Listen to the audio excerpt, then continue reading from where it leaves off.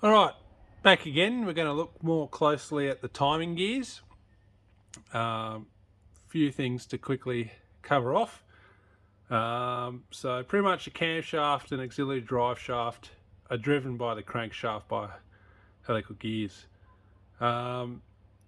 Pretty much if there's any interference, there's a very distinct timing mark right there,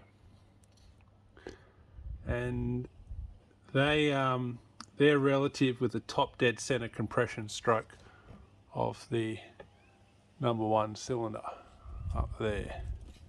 So if you get any interruption with your timing, there's your timing mark.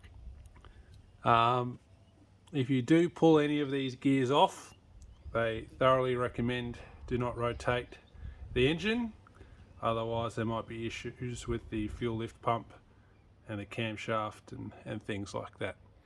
To remove them,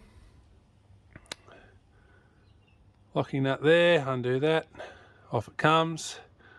Push these locking tabs down, undo those. You can see it's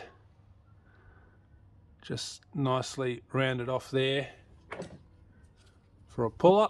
I'll obviously get a bigger puller for this, but it sits in there very nicely to assist you pulling that off. Now we've got our auxiliary shaft gear. We've got our camshaft inner gear, which is just behind here. You can see the teeth I'm pointing there. We've got our camshaft outer gear, and then we've got our crankshaft gear here. As you can see there,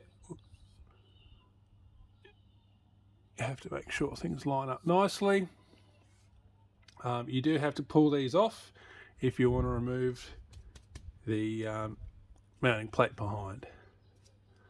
But that quickly covers off your timing gears and your timing marker right there that we've already touched on. Nice quick video. Till the next one.